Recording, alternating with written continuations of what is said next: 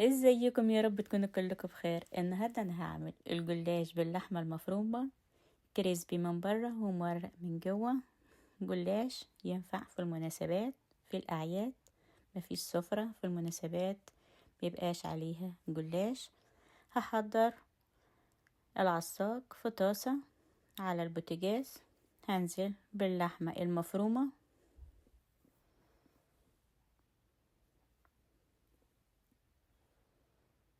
بدون سمنه او زبده علشان تبقى خفيفه.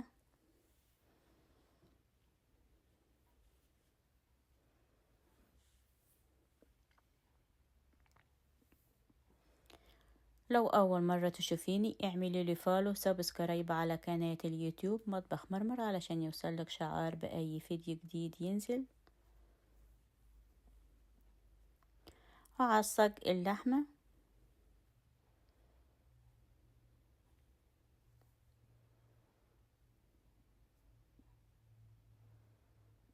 هضيف التوابل،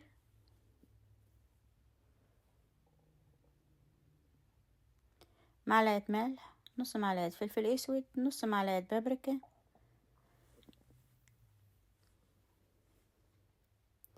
اي اضافات زيادة حابة تضيفيها براحتك.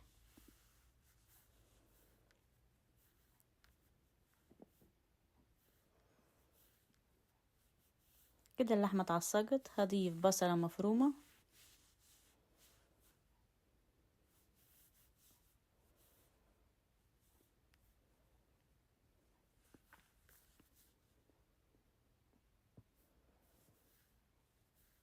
هعصج اللحمة مع البصل.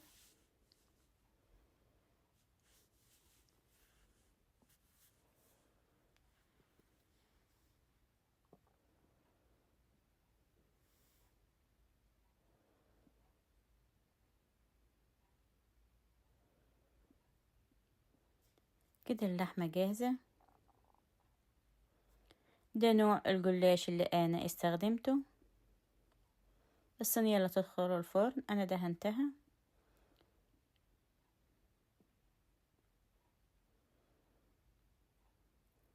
الفرن انا مشغلاه على درجة حرارة 180، امريكا 350.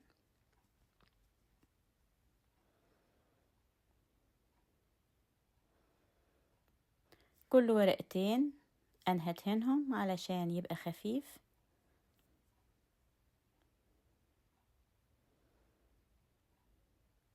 هغطي الجلاش علشان ما ينشفش. هدهن كل ورقتين، الزيادات هتنيها لجوه.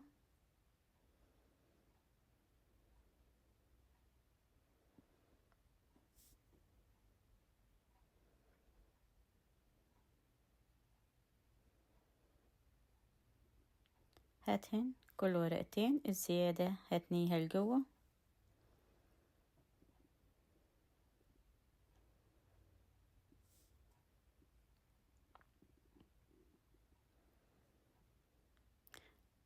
الجلاش نص الكمية هخليها من تحت والنص التاني من فوق.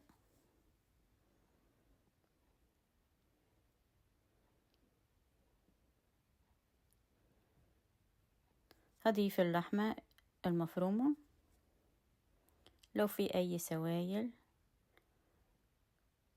هستغنى عنها علشان ميخليش الجلاش طري.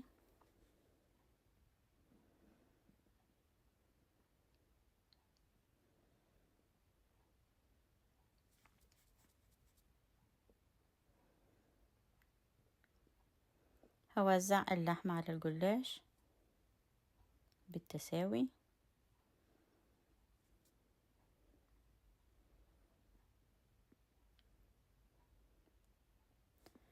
انا هضيف جبنة موتزاريلا على اللحمة، بتخليها متماسكة علشان لما تقطعيها ما تبقاش مفرولة معاكي.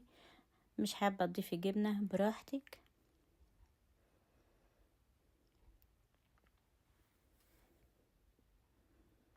هكمل باقي الجلاش بنفس الطريقة، كل ورقتين هدهن لحد ما اخلص كل الكمية اللي معايا بنفس الطريقة.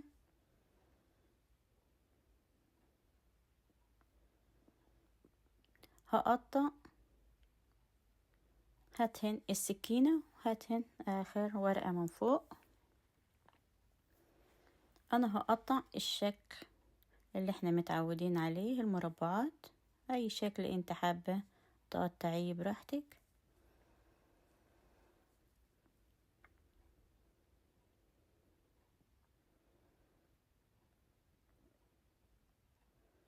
هدخلها الفرن لمدة تلت ساعة على درجة حرارة 180 أو 350 لمدة تلت ساعة. بعد تلت ساعة هحضر اللبن مع البيض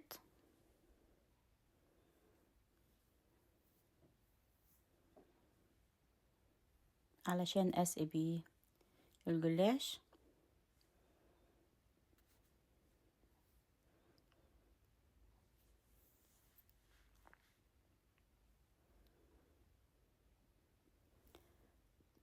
بيضتين أو حبة واحدة حلو خالص.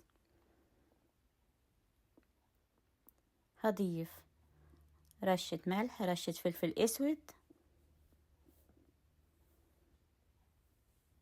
هضرب البيض مع الملح والفلفل.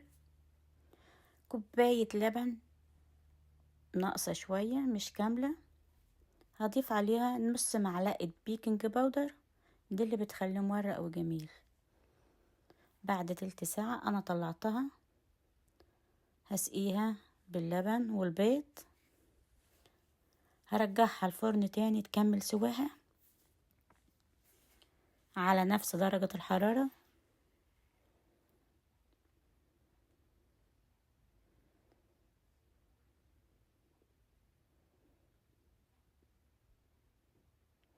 كده هي استوت، اخدت اللون الجميل. حباها تبقى طرية اغطيها علشان تبقى طرية، حباها كريسبي سيبيها زي ما هي. شايفة الجمال ولا اروع، ومورق وجميل.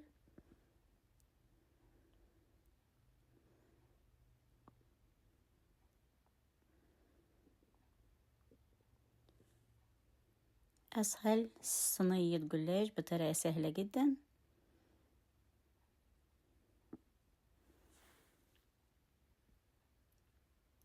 شايفة الجمال ومرة، بس هو سخن انا مش قادرة امسكها.